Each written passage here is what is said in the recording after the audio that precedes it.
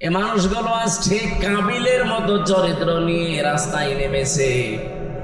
ওরা বলছে, তোরে মানুষ এত ভালোবাসে কেন, তোর কাছে মানুষ এত চায় কেন, তোরই রাখবো না, তোরই মেরে ফেলবো। দৃশ্য দেখে যা মনে হচ্ছে সেই প্রথম জামানার সেই কাবিল আবার দুনিয়ায় ঘুরে এসেছে বিভিন্ন রূপ নিয়ে। কথা বললেন না? কাবিল যদি নাও আসে, কাবিলের ভাইরা ভাইরা এসেছে। আপনি নিজের চরিত্র ভালো না, মানবতার জন্য কোনো কাজ করেন না, তে মানুষ আপনাকে ভালোবাসবে কি দিয়ে? যখনকার কাহিনী ওই সময় আমাদের পৃথিবীতে আসার কোনো খবর আছে? বলেন বলেন। মায়ের পেটেও আসি নাই, শুধুমাত্র আদম নবীর পৃষ্ঠদেশ থেকে আল্লাহ বের করে আমাদেরকে রেখে দিয়েছিলেন এতটুকুই। ওই কাহিনী এখন হাজার হাজার বছর পর আমাদেরকে আল্লাহ যথাযথভাবে শোনাতে চান কেন? কারণ কিয়ামত পর্যন্ত ওই সময়টা মানুষের ভেতরে অতিলকাল আইয়ামু নুদাউলুহা বাইনান নাস, মানুষের ভেতরে এই সময়টা আবর্তিত হবে, ঘূর্ণময় থাকবে, ঘূর্ণমান থাকবে। একটা দিনের পরে আরেকটা দিন যেমন আসে, আদম নবীর জামানায় যে ঘটনা ঘটেছিল তার সন্তানদের ভেতরে কিয়ামত পর্যন্ত এরকম ঘটনা ঘটতেই থাকবে। একটু খেয়াল করে শুনবেন, আমি গতানুগতিক কথা বলি না। কি হয়েছিল ওই সময়? واذكر في الكتاب إبراهيم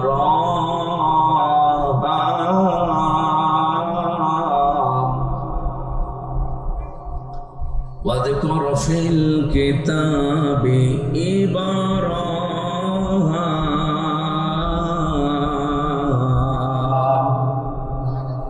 إنه كان صديقا نبيا صدقت يا ربنا. عن أبي هريرة رضي الله تعالى عنه قال قال النبي صلى الله عليه وسلم الحج يهدم ما كان قبله إلى آخر الحديث، رواه ابن ماجه. وقال تعالى في شأن رسوله وما زادهم إلا إيمانا وتسليما. রাজশাহীবাসী আল্লাহর দরবারে শুকরিয়া জানায়। এখন আসলে তাফসীরুল কোরআন মাহফিল, ওয়াজ মাহফিল এগুলোর সময় না, যে কোনো সময় আকাশের অবস্থা খারাপ হয়ে যেতে পারে। এই জন্য আমরা খুব তাড়াতাড়ি কথা শেষ করবো ইনশাআল্লাহ। যিনি আমাদেরকে কোরআনের সাথে লেগে থাকার সুযোগ দিয়েছেন, বলেন আলহামদুলিল্লাহ। আরো জোরে বলেন আলহামদুলিল্লাহ। আজকে 22 তারিখ, এ মাসের মাত্র আছে আর 8 দিন না, 31 মাস। কত 7 দিন আছে আর। এখনো এই মাসের কয়দিন বাকি আছে বলেন তো? 9 দিন।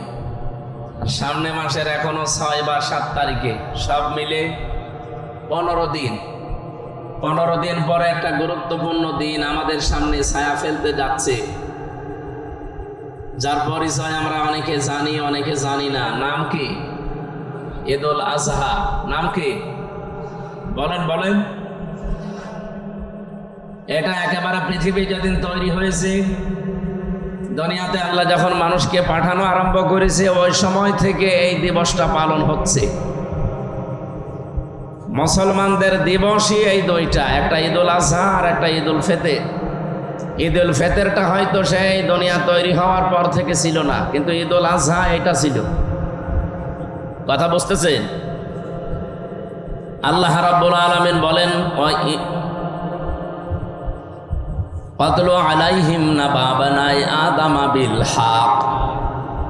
হে নবী, আপনি আপনার উম্মতদের কাছে আদম নবীর সন্তানদের কাহিনীটা যথাযথভাবে তেলাওয়াত করে শোনান। আমাদের প্রশ্ন হচ্ছে, যখনকার কাহিনী ওই সময় আমাদের পৃথিবীতে আসার কোনো খবর আছে? বলেন বলেন। মায়ের পেটেও আসি নাই, শুধুমাত্র আদম নবীর পৃষ্ঠদেশ থেকে আল্লাহ বের করে আমাদেরকে রেখে দিয়েছিলেন এতটুকুই। ওই কাহিনী এখন হাজার হাজার বছর পর আমাদেরকে আল্লাহ যথাযথভাবে শোনাতে চান কেন? কারণ কিয়ামত পর্যন্ত ওই সময়টা মানুষের ভেতরে তিলকাল আইয়ামু নুদাউলুহা বাইনান নাস, মানুষের ভেতরে এই সময়টা আবর্তিত হবে, ঘূর্ণময় থাকবে, ঘূর্ণমান থাকবে। একটা দিনের পরে আরেকটা দিন যেমন আসে, আদম নবীর জামানায় যে ঘটনা ঘটেছিল তার সন্তানদের ভেতরে কিয়ামত পর্যন্ত এরকম ঘটনা ঘটতেই থাকবে। একটু খেয়াল করে শুনবেন, আমি গতানুগতিক কথা বলি না। কি হয়েছিল ওই সময়? আল্লাহ পাক বলেন, ইযে ক্বাররাবা কুরবানান ফাতুকবিলা মিন আহাদিহিমা ওয়া লাম ইয়াতাকাব্বাল মিনাল আখার। ওই জামানায় কোরবানির নিয়ম ছিল এরকম চাটিয়াল ময়দানে, এই খালি ময়দানে মাঠের ভেতরে পশু জবাই করে রেখে আসা লাগতো। যার কর্মজীবন হালাল, যার জীবন পবিত্র, যার সম্পদ হালাল, আকাশ থেকে আগুনের ঝলক এসে ওইটা পুড়িয়ে ফেলতো। এলাকার মানুষ বুঝতো যে লোকটা আসলে সৎ, এর ব্যবসা বাণিজ্য কর্মজীবন হালাল। কিন্তু যারটা আগুনের ঝলক এসে পুড়িয়ে ফেলতো না, ভাবে পড়ে থাকতো, এলাকার মানুষ বুঝতো যে আসলে 2 নাম্বার। আমার মনে হয় ওই শরীয়ত যদি এখন থাকতো, বাংলাদেশে বহু হাজি ধরা হতো। ঠিক যারা বলছেন আমরাও খেতাম, কে কথা বল না, বহু মানুষ আমরা ধরা খেয়ে বসে থাকতাম, যেন পড়ে থাকতো। আমার বউ জানতো যে কারে নিয়ে বসবাস করছি, এ তো 2 নাম্বার। এলাকায় যাদের সাথে আত্মীয়তা ছিল, আমার মনে হয় আত্মীয়তার সম্পর্ক ছিন্ন হয়ে যেত। আল্লাহ দয়া করে আমাদের বাঁচিয়েছে যে ওই শরীয়ত আমাদের দেয়নি। ওই জামানায় যারটা কবুল হয়ে গেছে আকাশ থেকে আগুনের ঝলক এসে, তার নাম হাবিল। আর যারটা কবুল হয়নি ওখানে পড়েছিল, তার নাম কাবিল। আদম নবীর এই 2 সন্তান কি আছে এর ভেতরে? যারটা কবুল হয়নি এই কাবিল, ও ডাক দিয়ে বলে ক্বালা লা আকতুলান্নাকা। লামে তাকিদ নুনে সাকিলা দিয়ে ওই সেই প্রথম দিন, পৃথিবীর প্রথম দিকের কাহিনী এটা। ওই সময়ে কাবিল নামে এই লোকটা হাবিল নামে আল্লাহর এই বান্দাকে বলেছিল, তোরে আমি অবশ্যই মেরে ফেলবো। আমার মনে হয় এখন পৃথিবীতে ঠিক ওই জামানা চলছে। কথা বলছেন? খালি একজন বললো ঠিক, আপনারা কি কবরে আছে? কি বলছে আপনি টের পেয়েছেন? বলেন তো ওই সময়টা যে এখন ঘুরে এসেছে কেন বললাম? আগস্টের 5 তারিখের পর থেকে আপনি একটু তাকান এই দেশটার দিকে। 73টা উপরে দল কাজ করছে এই দেশে রাজনৈতিক ভাবে। কারো নিবন্ধন আছে, কারো নিবন্ধন নেই, কারো মার্কা আছে, কারো মার্কা নেই। কিন্তু বাস্তবতা কি? এই শুধুমাত্র এই 10 মাসের ব্যবধান না, এই 54 বছরে আপনি যদি বাংলাদেশ, এই দেশটা সম্পর্কে একটু চিন্তা ভাবনা করে দেখেন, 73টা দল কিন্তু কাজ করছে, সবাই এই দেশের মানুষের কাছে জনপ্রিয় না। কি কথা বলবেন না কেন? এদেশে এমনও দল আছে শুধু লিল্লাহি তাকবীর, আল্লাহু আকবার এই শব্দ দিয়ে যদি ডাক দেয়, এই ময়দানটা আমার মনে হয় এরকম 500 ময়দান লাগবে কালকে। কিন্তু এই দেশে এমনও দল আছে, ওরা যদি ডাক দেয় শুধুমাত্র সভাপতি আর সেক্রেটারি ছাড়া কেউ নেই। এরকম দল নেই না, এখানে হচ্ছে না। এখানে কি সমস্যা কি? এখানে কেউ আসবেন না ভাই, যে যেখানে দাঁড়িয়ে আছেন বসে আছেন ওইভাবে থাকবেন 1 ঘন্টা। এখানে যদি কেউ আসেন সত্যি তার খবর আছে। কি বলি সেটা না বুঝে আপনি আয়োজন করেছেন কেন? লোক দেখানোর জন্যে? বলেন। আরো অ্যাক্টিভ হয়ে শুনবে। মুরব্বী এদিকে আসা যাবে না। মমতাজের মতো কোনো খেয়াল আছে? কে ডিম মারছে, কে কি গালি দিচ্ছে, কোনো খেয়াল আছে?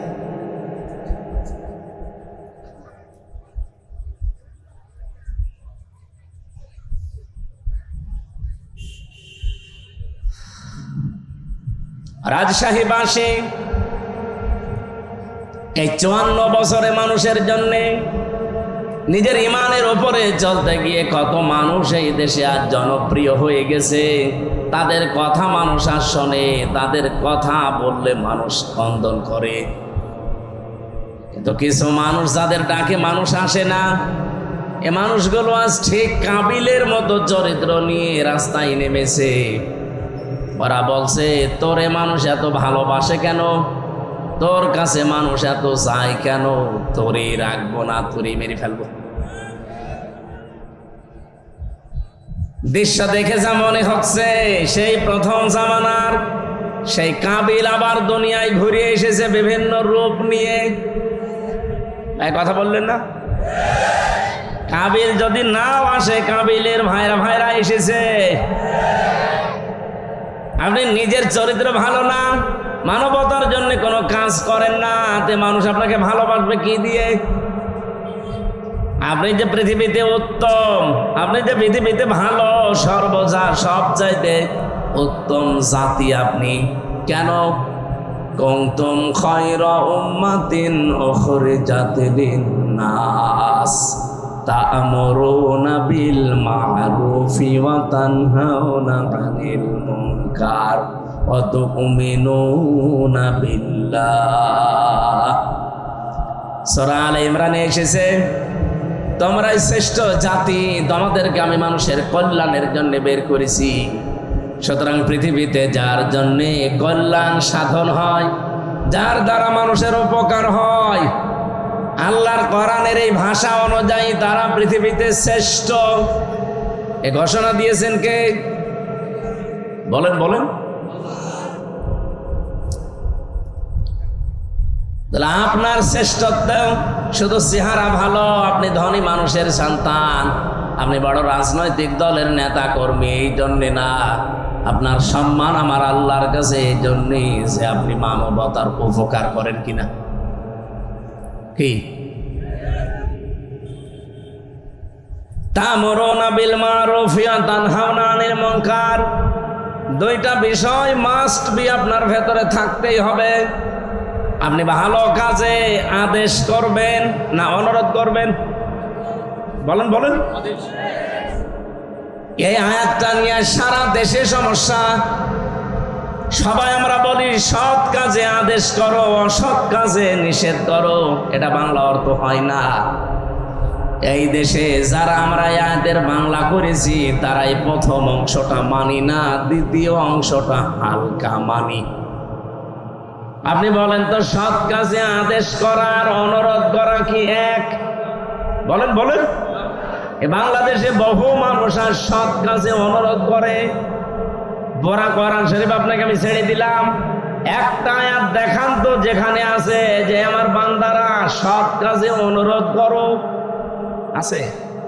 যেখানেই পাবেন তা'মুরুনা বিল মা'রুফ অথবা ইয়ামুরুনা বিল মা'রুফ, আপনাকে ভালো কাজে সৎ কাজে আদেশ করা লাগবে।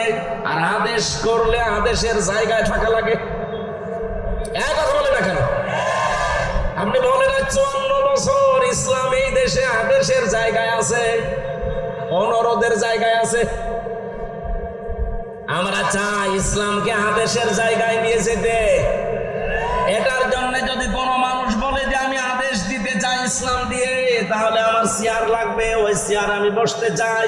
ইউসুফ নবী এটা বলেছিল, ক্বালা ইন্নী খাযাইনুল আরদি ইন্নী হাফিজুন আলীম। হে দেশের বাদশা, আপনি আমাকে খাদ্য মন্ত্রণালয়ের দায়িত্ব দেন, আমি এটা হেফাজত করে রক্ষণাবেক্ষণ করে এই মন্ত্রণালয় চালাতে পারবো। তার মানে দায়িত্ব চেয়ে নেওয়া জায়েজ আছে যদি ওই রকম পরিস্থিতি তৈরি হয়। আমার মনে হয় বাংলাদেশে এখন ওই পরিস্থিতি তৈরি হয়েছে। সব জায়গায় যেহেতু চলছে 620টা বাড়ি বানানোর প্রতিযোগিতা, এই জায়গায় এখন মাওলানা মতিউর রহমান নিজামীর মতো মানুষ দরকার। একটা মন্ত্রী ছিল,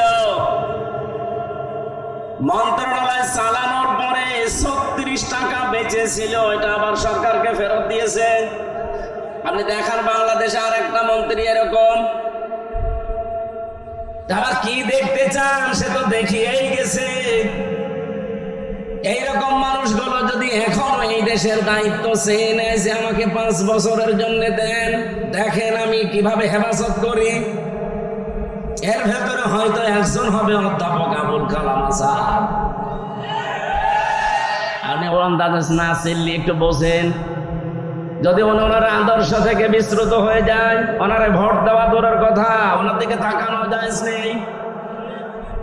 কিন্তু উনি সেই শপথ বাক্য পাঠ করেছিলেন, বলে ইন্না সলাতি ওয়া নুসুকি ওয়া মাহইয়ায়া ওয়া মামাতি লিল্লাহি রাব্বিল আলামিন। এটা পড়েননি? পড়েছি। এটা যারা পড়েছে 4টা কথা আল্লাহকে বলা লাগে যে আল্লাহ আমার নামাজ, আমার কোরবানি, আমার জীবন, আমি যে বেঁচে আছি, আমি যে মরে যাব আমার জন্য না, সব আমি তোমাকে দিয়ে দিয়েছি। তাহলে এইরকম যারা শপথ নিয়ে মাঠে আছে, এই মানুষগুলো যদি এখন সত্যি দায়িত্ব চেয়েও নেয়, আল্লাহর কসম আমি কোরআন মাথায় নিয়ে বলতে পারি, এই মানুষ জীবনেও তার নিজের জন্য না কিছু করলে সে আল্লাহর জন্য, মানবতার জন্য করতে চায়। এটা সারা বাংলাদেশের মানুষ জানে।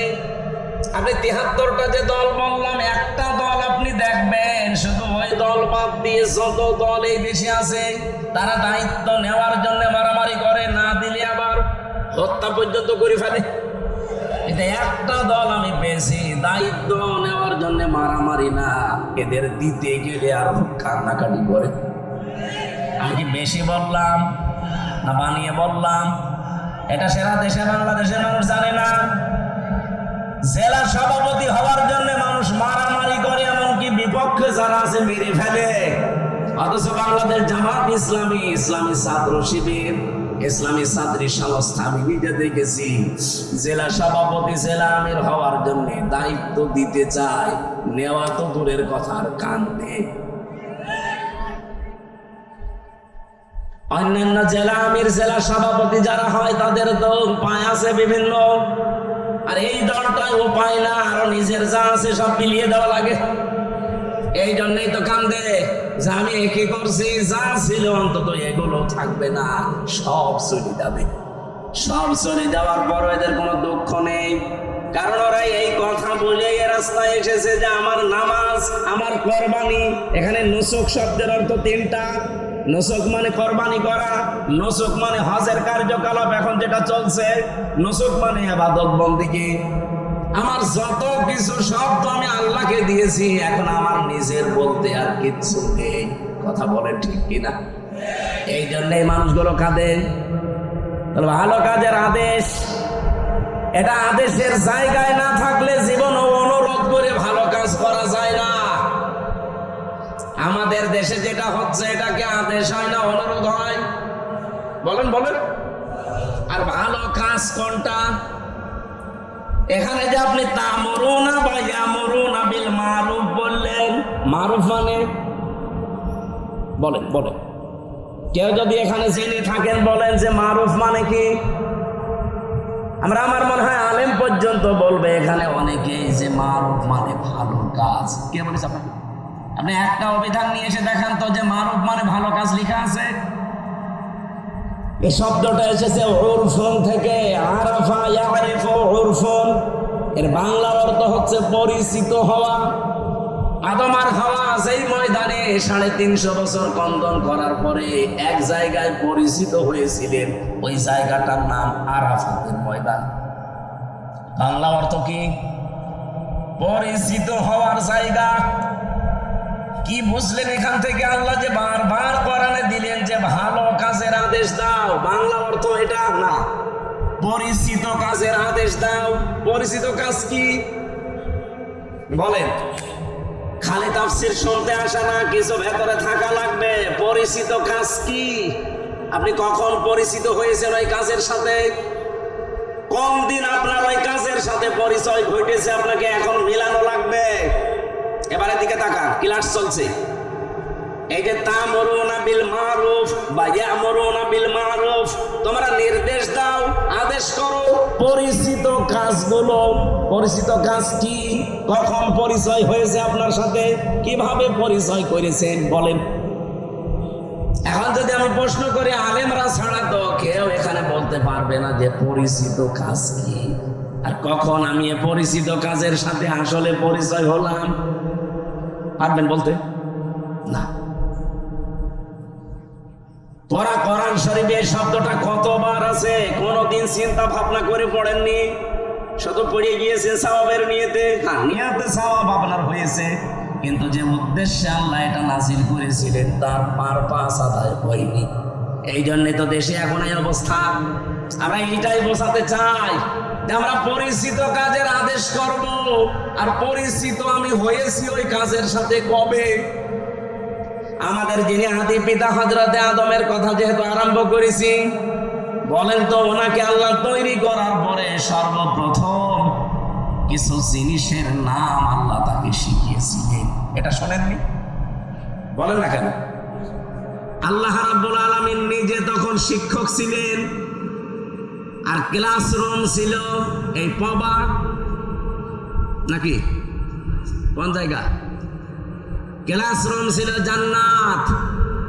এই পৃথিবীতে যে বিশ্ববিদ্যালয়গুলো মার্ক করা হয়, যে সিরিয়াল আকারে একটার সাথে আর একটা, একটার পরে আর একটা, এই যে র্যাঙ্কিং করা হয়, কেন?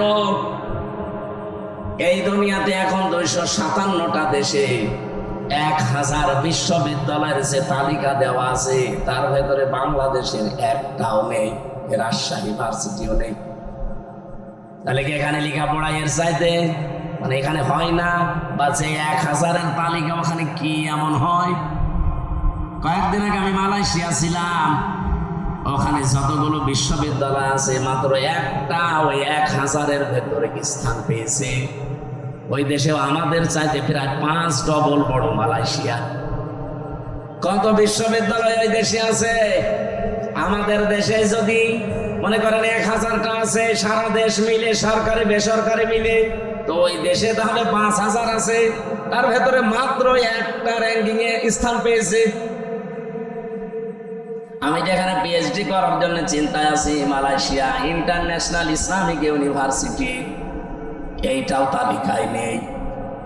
এই যে ডক্টর মিজানুর রহমান আজহারি ওখান থেকে ডক্টরেট করে এসেছে, এই ভার্সিটি পর্যন্ত ওই তালিকায় স্থান পায়নি। তাহলে 1 নম্বরে যেটা আছে বিশ্বে কি হয় সেখানে তার গবেষণার স্তর কোথায়? ক্লাসরুমের কি সিস্টেম? আমি বিশ্বের যতগুলো দেশে গেছি আজ পর্যন্ত, যে দেশে নামি আগে যাই বিশ্ববিদ্যালয়ে, সেখানে আগে লাইব্রেরিতে যেয়ে দেখি আসলে এখানে হয় কি। আমি যেটা বোঝাতে চাচ্ছিলাম, আল্লাহ নিজে যেহেতু ক্লাস নিয়েছেন, ক্লাসরুমের সিস্টেমটা আমাদের রাজশাহী ভার্সিটির মতো না, এই পবা কলেজের মতো না। ক্লাসরুমের জায়গাটা সরাসরি জান্নাত। কোন জায়গা বলেন? বলেন কি স্তরে তাকে আল্লাহ শেখাতে পারেন বলেন তো? গবেষণাগারে গবেষণালব্ধ বিষয় কি পরিমাণে সেখানে থাকতে পারে? কারণ শিক্ষক তো আর দুনিয়ার কেউ না, সরাসরি কে?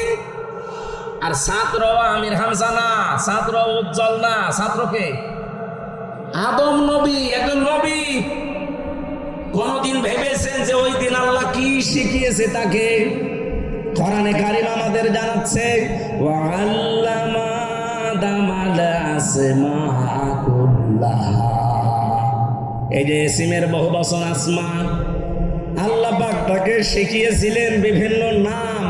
আমরা এ পর্যন্ত জানি, আমার মনে হয় এখানে আলেম পর্যন্ত অনেকে জানে না এখানে ইসমের বহুবচন আসমা দিয়ে আল্লাহ আসলে জানাতে চেয়েছে কি। ভালো করে খেয়াল করেন, রব্বুল আলামিন এখানে ইসমের বহুবচন আসমা দিয়ে জানাতে চাননি যে আদম, দুনিয়াতে তোমাকে আমি পাঠাবো, আলু, পটল, ঝিঙা, ফুল, কদু এরকম কিছু জিনিসের নাম আমি কি তোমাকে শিখিয়ে দিলাম? এটা বলেছিলেন? বলেন বলেন। আর এটা যদি বইলেও থাকে, আপনার কি মনে হয় যে এরকম কিছু এইরকম ক্লাসে শেখাতে পারে? এটা কি 1 2 3 4 এর ক্লাস? বলেন এই ক্লাস কি নার্সারি পেলে কেজি 1 এর ক্লাস? ক্লাস হচ্ছে কত হায়ার, সরাসরি আল্লাহ নিজের শিক্ষক, ছাত্র যেমন তেমন সলিমুদ্দিন কলিমুদ্দিন না, একজন নবী, আদম নবী তাও। আর ক্লাসরুম দুনিয়ার কোন কলেজ বিশ্ববিদ্যালয় না। ক্লাসরুম কোনটা? আরো জোরে বলেন। এই আয়াতটা কতবার পড়েছেন জীবনে? কোনদিন চিন্তা করেছেন যে আল্লাহ শিখিয়েছে আদমকে যত কিছুর নাম? এখানে নাম মানে এই আলু, পটল, কদু, বেগুন, ঝিঙ্গা না। এই যে নাম মানে ওই মারুফ। পৃথিবীতে যত ভালো যত মন্দ সব কিছু আমার আল্লাহ ওই ক্লাসে তাকে একবারে শিখিয়ে দিয়েছিলেন। যত ন্যায় কাজের আদেশ, যত অন্যায় কাজের বাধা, সিস্টেম হতে পারে কি কি, সবগুলো আল্লাহ আমারু বিল মারুফ নাহি আনিল মুনকার এর ভেতরে শিখিয়েছিলেন। ক্লাসরুম ওই একদিন। এবার প্রশ্ন আসতে পারে যে আমাদের জন্য কেন তা'মুরুনা বিল মারুফ আছে? কারণ ওই দিন আমরা আদম নবীর পিঠে ছিলাম। ওই দেখো রাব্বুকা মিন বানি আদামা মিন যুহুরিহিম যুররিয়াতাহুম। আল্লাহ পাক বলেন আমি আদম নবীর পৃষ্ঠদেশ থেকে তার সন্তান ছেলে মেয়েদেরকে সব একবারে বের করে নিয়েছি। যেহেতু ক্লাসরুমের ভেতরে আমরা বাবার পিঠের ভেতরে ছিলাম, আল্লাহ পিঠ থেকে একবারে বের করে নিলেন। ওই ক্লাসরুমে আল্লাহ যা যা শিখিয়েছিলেন আমার বাবাকে, অটোমেটিক সন্তান হিসাবে আমরা একবারে ওগুলো শিখে ফেলেছি। এই যে দুনিয়ায় আসার পরে কেউ যদি লেখাপড়া নাও করে, কোন জ্ঞান অর্জন নাও করে, তাও সে নিজের থেকেই বুঝতে পারে যে এটা ভালো কাজ, এটা খারাপ কাজ। কথা বলছেন না? এবার আমি প্রশ্ন করছি, পৃথিবীতে সবচাইতে ভালো কাজ কয়টা থাকতে পারে? যেহেতু গুরুত্বপূর্ণ একটা বিষয় আল্লাহ নিজে শিক্ষক হয়ে শিখিয়েছেন, ওই দিন আদম নবীকে আমার আল্লাহ ইসমের বহুবচন আসমা সব কিছুর নাম শিখিয়েছিলেন।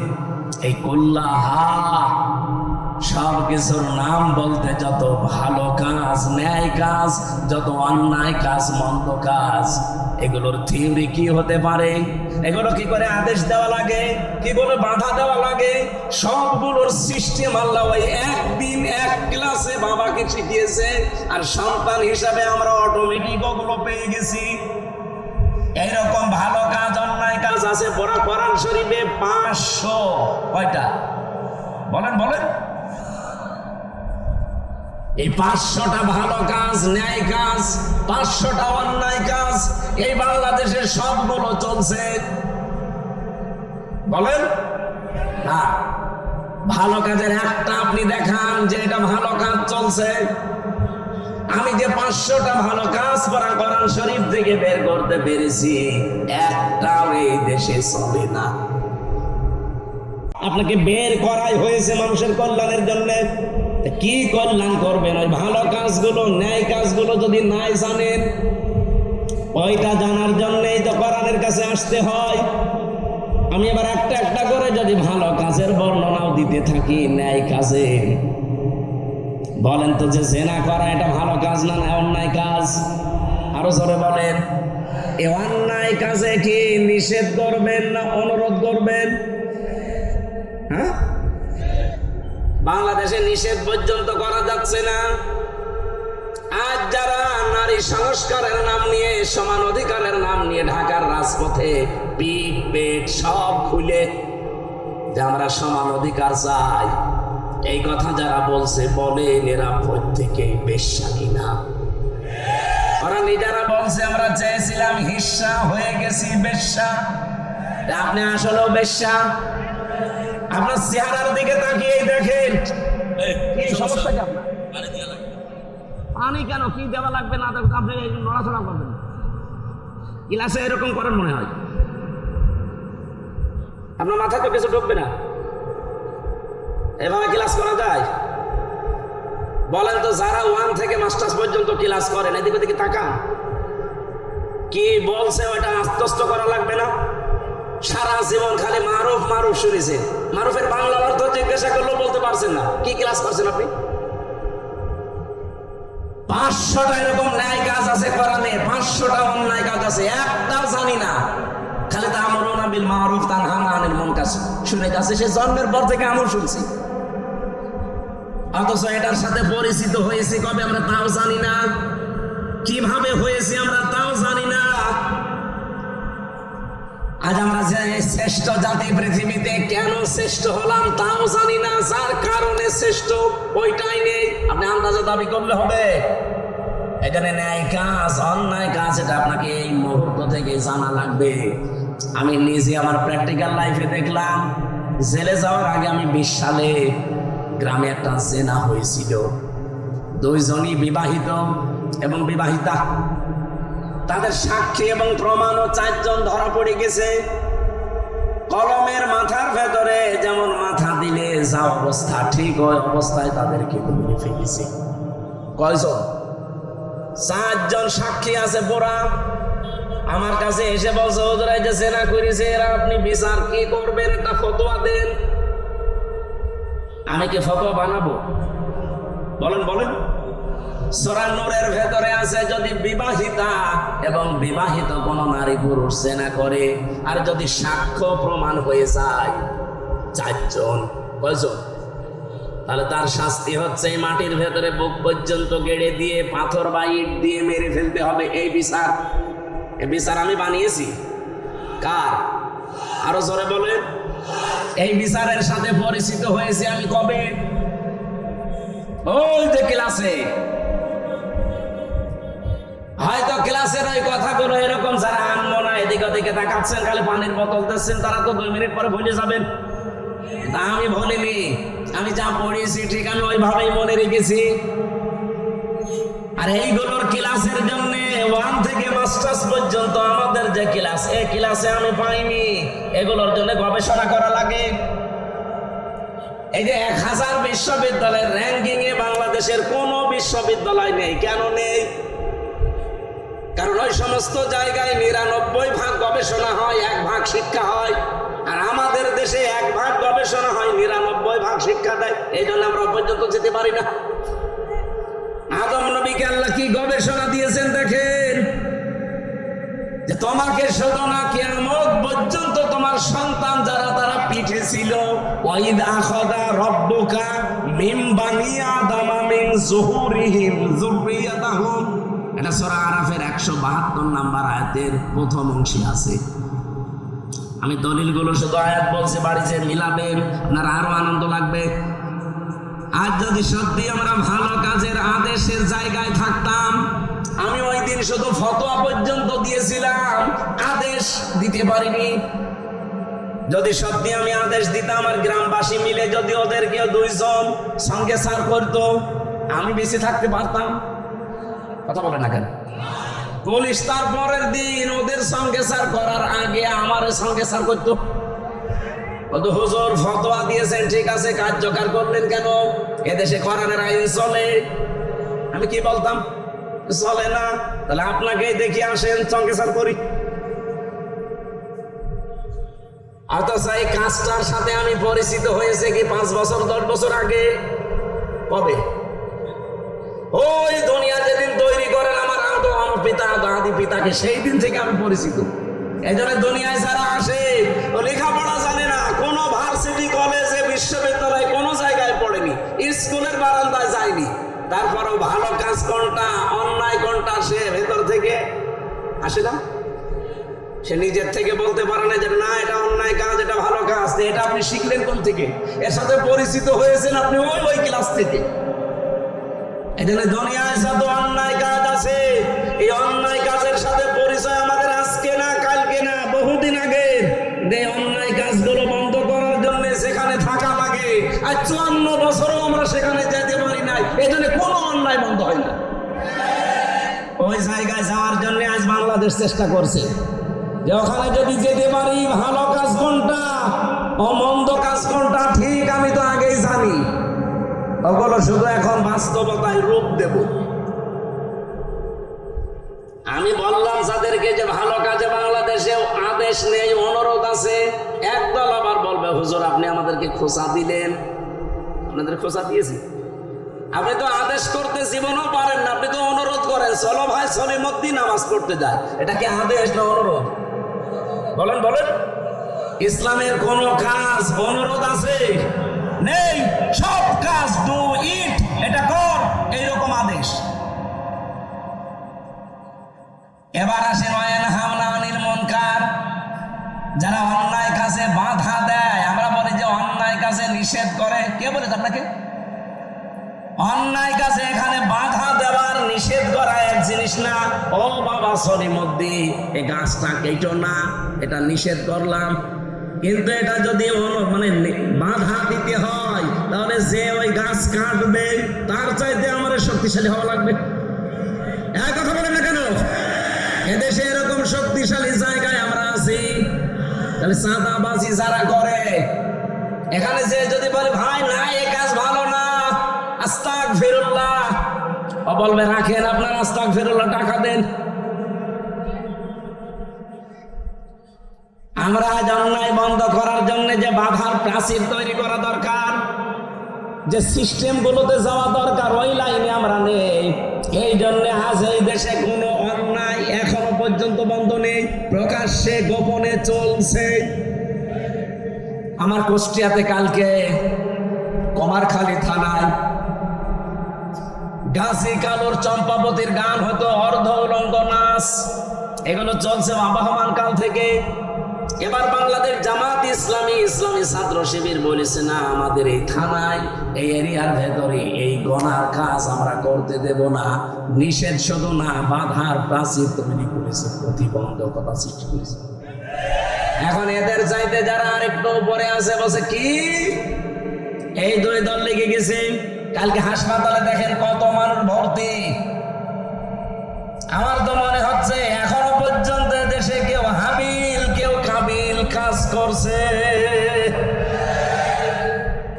এর রাজশাহীতে নদী নেই, কি নাম কি, পদ্মা। পদ্মায় যে স্রোত চলে, আমি আর আবুল কালাম আজাদ সাহেব যদি বলি এই স্রোত বন্ধ হয়ে যা, সূরা ফাতিহা পড়ে ফু দিয়ে দিলাম, হবে? আবুল কালাম আজাদ আর আমির হামজান আমাদের বাবারা আসলেও হবে না। কাবা শরীফের ইমাম এনে কাজ করেন, তাও হবে না। এই স্রোত বন্ধ করার জন্য প্রাচীর দেওয়া লাগবে, বাঁধ দেওয়া লাগবে, প্রতিবন্ধকতা সৃষ্টি করা লাগবে। এটা বুঝেছেন? এটা বুঝেছেন? 500 অন্যায় কাজ চলছে এই দেশে এখনো পর্যন্ত, একটাও বন্ধ করার জন্য সে বাধা প্রাচীর নেই, বাঁধ নেই। এমনকি আমরা যে এখানে শক্তিশালী হয়ে দাঁড়াবো সেই পর্যায়ে এখনো যেতে পারিনি। আমরা উত্তম হলাম কি দিয়ে? এই দুইটা করার পরে অতুমিনুনা বিল্লাহ, যারা আল্লাহর উপরে ঈমান আনে, এগুলোর 3 নম্বরে আমরা ওইটা নিয়ে বসে আছি। আল্লাহ তুমি একজন আছো, তা আল্লাহ একজন আছো এই কথা তো আবু জেহেলও বলতো। কি আপনি কি মনে করেন যে আবু জেহেল কোনোদিন বলে না যে আল্লাহ একজন আছে? না, ও প্রতিদিন বলতো। কাবা শরীফে বদরের ময়দানে যাওয়ার আগে কাবার গিলাফ ধরে বলছে আল্লাহ তুমি একজন আছো আমি জানি। আজকে মুহাম্মদের বিরুদ্ধে অস্ত্র নিয়ে যাচ্ছি যুদ্ধ করার জন্য বদরের ময়দানে, সত্যের পক্ষে যে আছে তাকে তুমি বিজয় দিও। ওর দোয়াও কবুল হয়ে গেছে, কারণ ও তো সত্যের পক্ষে ছিল। বলেন বলেন। তা আপনি যদি মনে করেন প্রথম দুইটা তা'মুরুনা বিল মা'রুফ নেই, তানহাউনা আনিল মুনকার নেই, তুমিনুনা বিল্লাহ করে বসে আছে, প্রথম দুইটা মানা লাগবে না? আমরা যে শ্রেষ্ঠ, এই শ্রেষ্ঠত্বের কারণ এইগুলো। আজ এই জায়গাগুলোতে যাবার জন্য ইসলামপন্থী যারা, তারা যদি চেষ্টা করে, যদি কেউ খারাপ মনে করে যায় এদের রাজনীতি করার শখ, এদেরও চেয়ারের লোভ, এরা চেয়ারে যেতে চায় আপনার মতো 620টা বাড়ি বানানোর জন্য না, এরা যেতে চায় এই দেশের মানুষের ভাগ্য উন্নয়ন করার জন্য। এদের যদি এরকম শখ থাকে যে আমি 620টা বাড়ি বানাবো, একটাও ভোট দেবে না।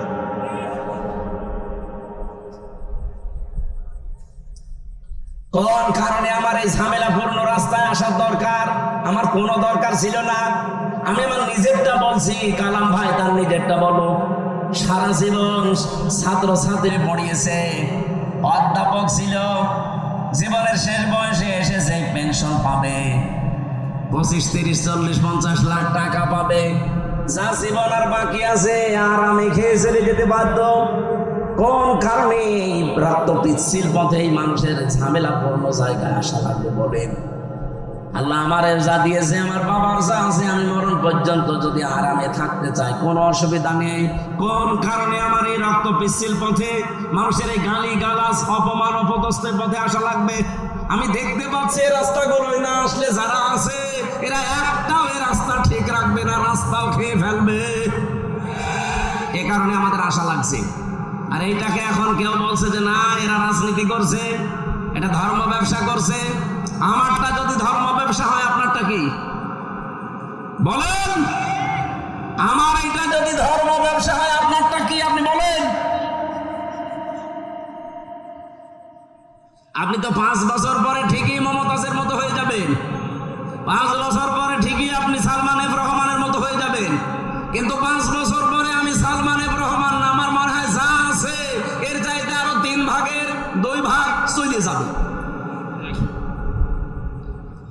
সত্য কথা এটাই, আপনার কাছে খারাপ লাগলেও বাস্তবতা এটাই, কারণ প্রমাণ হয়ে গেছে। মাওলানা মতেবার রহমান নিজামী আর আলে আহসান মুজাহিদ রহমতুল্লাহ আলাইহি জীবনে তারা প্রমাণ করে দেখিয়েছে যে ইসলামের উপরে টিকে থাকলে অবস্থা এই হয়।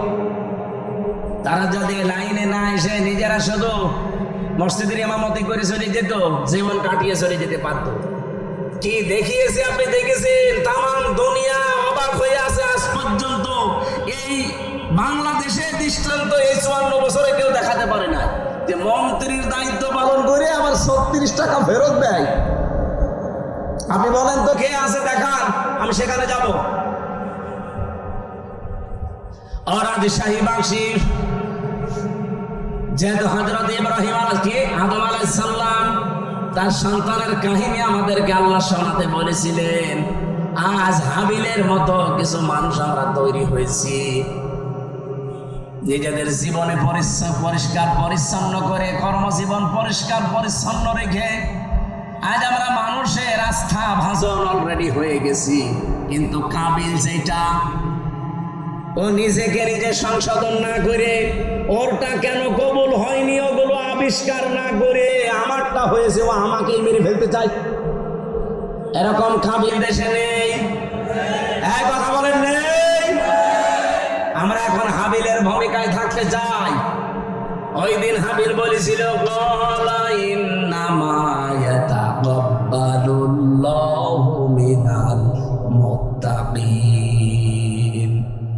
এখানে যারা আরবি গ্রামার বোঝে জিজ্ঞাসা করেন, ইন্নার পরে যদি মা আসে বাংলা অর্থ দাঁড়ায় একমাত্র, কেবলমাত্র, শুধুমাত্র, হবে হবে, এইটাই। এরকম 33টা অর্থ আছে।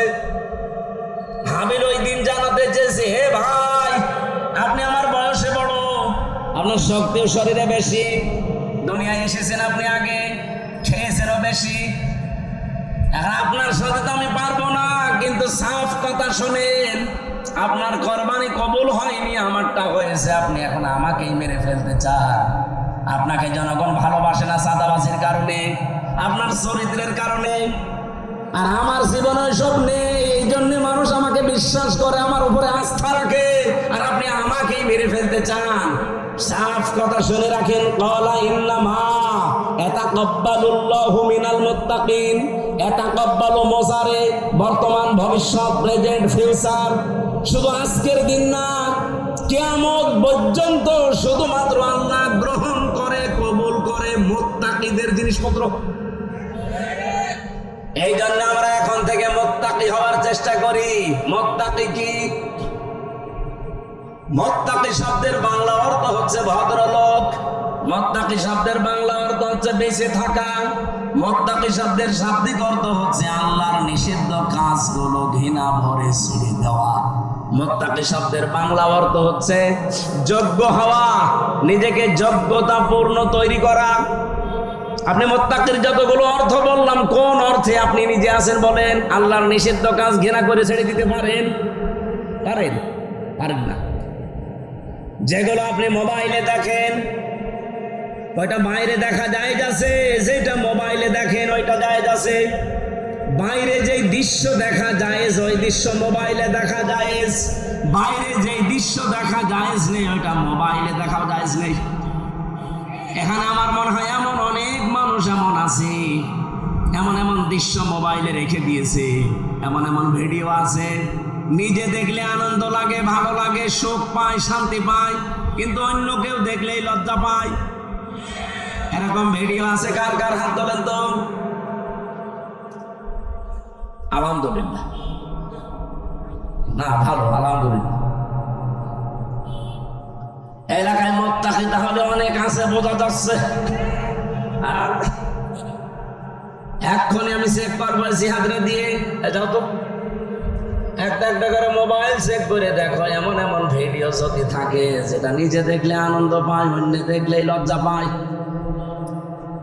যারা ঠিক বললো যে একটা একটু ওঠেন তো দেখি আল্লাহর ওলি, যাওয়ার আগে ডিলেট করে দেবে। মুত্তাকি হওয়া ছাড়া কিছুই কবুল হবে না জীবনে। আদম নবীর সন্তান হাবিল এইটা জানিয়েছিল তার ভাইকে। এজন্য আজ যারা কাবিলের ভূমিকায় আছেন, জোর করে জবরদস্তি করে উল্টাপাল্টা করে শক্তি দেখিয়ে সন্ত্রাসী কায়দায়, আবার অনেকে চেষ্টা চালাচ্ছে যে যাবো। কোথায় যাবেন? যাবেন কি করে আপনি? আপনি মুত্তাকি হন নাই তো আপনাকে জনগণ গ্রহণ করবে না, আল্লাহ তো গ্রহণ করবেই না। এই জন্য জান মাল দিয়ে চেষ্টা করে যাচ্ছি যে আমরা মুত্তাকি হব। আমাদের পূর্বপুরুষরাও মুত্তাকি ছিল। এই কথা বলেন না কেন? তারা অন্যায় অবৈধ কাজ যেমন ঘৃণা ভরে ছেড়ে দিয়েছে, তারা নিজেকে যোগ্যতা সম্পন্ন তৈরি করেছে। অনেকে বলে হুজুররা কিছু চালাতে পারবে না, চালাতে পারে নাই। কৃষি মন্ত্রণালয়, শিল্প মন্ত্রণালয় নিখুঁত ভাবে চালিয়েছে। আর এমন নিখুঁত ভাবে চালিয়ে দেখিয়েছে, বাংলাদেশে ইতিহাস হয়ে আছে শিল্প মন্ত্রণালয়টা। আজ পর্যন্ত কেউ রেকর্ড ভাঙতে পারে না। মাওলানা মতিয়ার রহমান নিজামী রহমতুল্লাহ আলাইহি যখন শিল্পমন্ত্রী ছিলেন, আমি নিজে ওই সময় দর্শনা মাদ্রাসায় পড়ি চুয়াডাঙ্গায়। ওই যে কেরোস মিল নাম শোনেননি? চিনির মিল, কেরোর মদ, ওই জায়গায় উনি গিয়েছিলেন। ওই সময় একজনকে পাঠিয়েছিলেন এমডি করে। এই যে সৎ মানুষ চেয়ারে থাকলে যে কি হয়, আর 54 বছরে সেখানে 1 টাকা লাভ হয়নি, অথচ ওই 5 বছরে 5 বার প্রত্যেকবার লাভ হয়েছে। সুবহানাল্লাহ বলতে পারেন না? এরকম মানুষগুলো শুধু শিল্প মন্ত্রণালয়, যত মন্ত্রী আছে সব যদি এইরকম মানুষ হতো না, এ দেশটা ওই মালয়েশিয়ার মতো 2004 সাল থেকে দাঁড়িয়ে দিত। তো দাঁড়াবে কি করে? দাঁড়াবে কি করে? যাদেরকে দায়িত্ব দেওয়া হয়, এত বড় চোর পৃথিবীতে নেই। 36,000 কোটি টাকা একটা দরবেশ চুরি করেছে। ওর দিকে তাকালে আমার কোটে আমার সাথে দেখা হতো মাঝে মাঝে। এই 3 বছরই ওর সাথে বহুবার দেখা হয়েছে। মাঝে মাঝে দেখতাম ওর মাথার চুল থেকে পায়ের তালু পর্যন্ত, মানে পায়ের তালুর নিচে যেটা থাকে ওই যে স্যান্ডেল, ওইটা পর্যন্ত সাদা। আমার মনে হয় ভেতরেও সাদা। ভেতরেটা তো বলা যাচ্ছে না, ভেতরেও সাদা। চুল সাদা, ওর দাড়ি সাদা, জামা সাদা, পায়জামা সাদা, কোটি সাদা, এমনকি স্যান্ডেলও সাদা। আর ভেতরেটা সাদা রাতে কালো, ওটাও সাদা। কিন্তু একটা জিনিস ছিল একেবারে কালো কুচকুচে, মনটা। কথা বলেন না কেন? এই শয়তান বলেছে যে কোরআনের সমস্যা আছে। ওর তো ফাঁসি হওয়ার দরকার ছিল ওই সময়।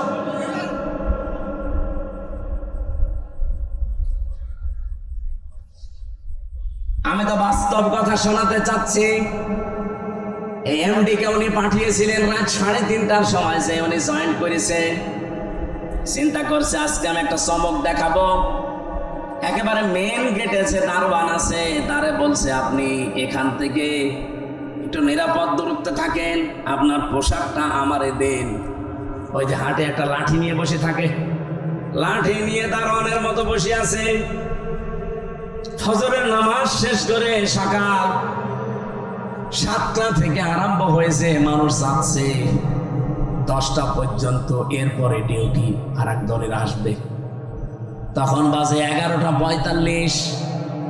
একজন একেবারে সেরকম বড় দাড়ি, জব্বা জামা গায়ে, পাগড়ি মাথায়, এত বড় বড় দাড়ি নিয়ে প্রাইভেট নিয়ে ঢুকতেছে। তো দারোয়ান মনে করছে যে নতুন দারোয়ান হবে হয়তো। আজকে আর অন্য দিনের মতো গেট খোলে নাই, গেট বন্ধ করে দাঁড়িয়ে আছে। বলছে না, আমি আপনাকে ঢুকতে দেব না। দারোয়ানের বাচ্চা, আপনি যাই বলেন না কেন, এখন বাজে কত? আপনার তো এখানে আসার কথা 10টায়, এখন বাজে 11:45। 1 ঘন্টা 45 মিনিট লেট আপনার। আপনি যদি আমার চাকরি খেয়েও ফেলেন, আমি আপনাকে আজ ঢুকতে দেব না। এখন দারোয়ানের সাথে মারামারি করবে। শেষ পর্যন্ত বলেছে, ঠিক আছে, তোর চাকরি খেয়ে রাখে, আমি দেখবো। এই ধস্তাধস্তিতে শেষ হয়ে যাওয়ার পরে দারোয়ানকে এবার ভেতরে যেয়ে বলছে, আপনার দায়িত্ব আপনি পালন করেন, যান, আমি চলে গেলাম। যে এমডির অফিসে বসেছে, ওই লোকটার খবর নিয়ে ডাক দিয়েছে যে ওকে ডাক দেন আমার অফিসে।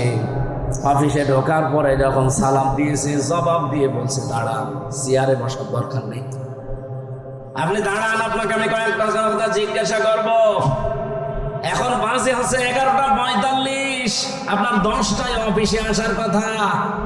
আপনি যে মুখে দাঁড়িয়ে রেখেছেন, দাঁড়িয়ে আপনার জন্য না, কারণ এই দাড়ি যিনি রাখতেন তিনি কাজে এভাবে ফাঁকি দিতেন না।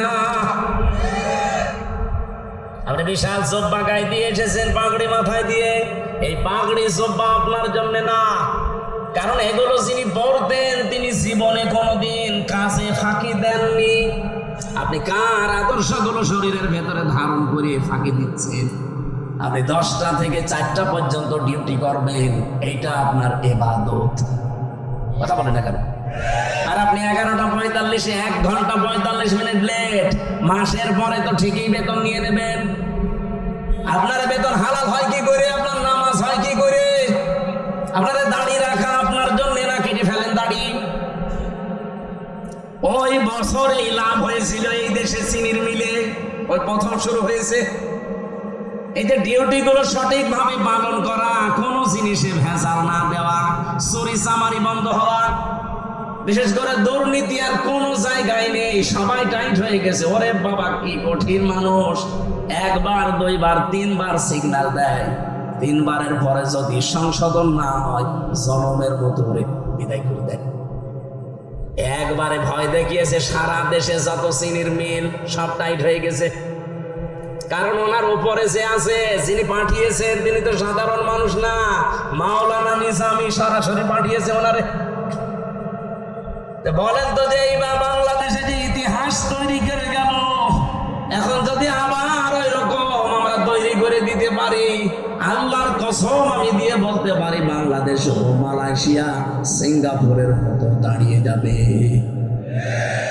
মালয়েশিয়া দাঁড়িয়েছে 2004 সালের পর থেকে, সিঙ্গাপুরও দাঁড়িয়েছে 2004 সালের পর থেকে, পাশাপাশি দেশ। আমি ঘুরে আসলাম কয়েকদিন আগে। বাংলাদেশের চাইতে কত ছোট সিঙ্গাপুর জানেন? এ রাজশাহী জেলা আমার মনে হয় এই মাথা থেকে ওই মাথা 70-80 কিলোমিটার হবে না? হবে না? কত? 80 কিলোমিটার এই জেলাটা, এই মাথা থেকে ও মাথা। অথচ সিঙ্গাপুর একটা দেশ, মাত্র 42 কিলো এই মাথা ও মাথা, চারিদিকে সাগর, মাছ বিক্রি করে খেত ওরা। কি অবস্থায় দাঁড়িয়েছে সিঙ্গাপুর আজ? 257টা দেশের ভেতরে যদি 10টা দেশ গণনা করেন, সিঙ্গাপুর একটা ধরা লাগবে। এ পর্যায়ে তারা গেছে শুধুমাত্র এই সৎ নেতৃত্বের কারণে।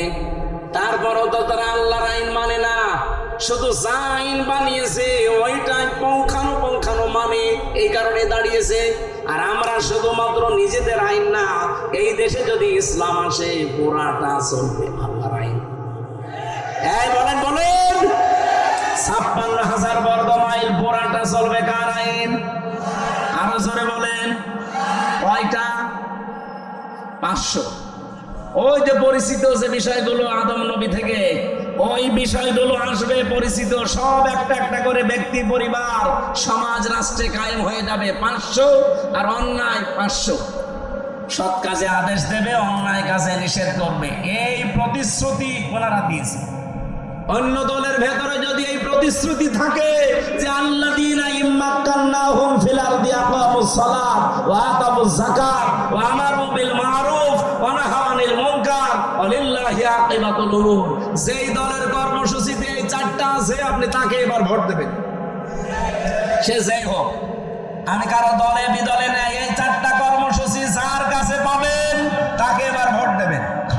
আর আমি যেহেতু নিজে দেখতেছি এই মানুষগুলো এই গ্যারান্টির উপরে আছে, এরা কথা দিয়েছে যদি ইসলাম দেশের সংসদে যায় প্রথমেই তারা নামাজের বিল আনবে।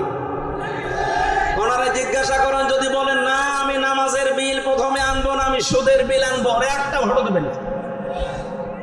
2 নম্বর, ওরা যাকাতের বিল কায়েম করবে, যে যাকাত ভিত্তিক অর্থনীতি কায়েম হবে এখন থেকে। 3 নম্বরে ভালো কাজ, যেটা পরিচিত কাজ, ওগুলো জারি হবে, এগুলো আদেশ হবে আইনের মাধ্যমে। আর অন্যায় যতগুলো আছে অন্যায় সব বন্ধ হবে, বাধার প্রাচীর তৈরি করা হবে। এটা যদি আজ বাংলাদেশে ইসলাম থাকতো, কুমারখালী এই গাজী কাদের চম্পাবতীর অরঙ্গ নাচের অনুমতি দিত, এটা জন্য মারামারি হতো, আইন পাশ করে সব অন্যায় কাজগুলো বন্ধ করে দিত। এই জন্য আমরা চাচ্ছি আপনারা যা ভুল বোঝেন বা ভুল বোঝান, এই যে রাজশাহী অঞ্চলের এ পাশে কালকে আমার মাহফিল যেখানে আছে চাঁপাইনবাবগঞ্জ, 2 জন বিশাল বিশাল মুফতি আছে, স্বামী আর স্ত্রী 2 জনই মুফতি।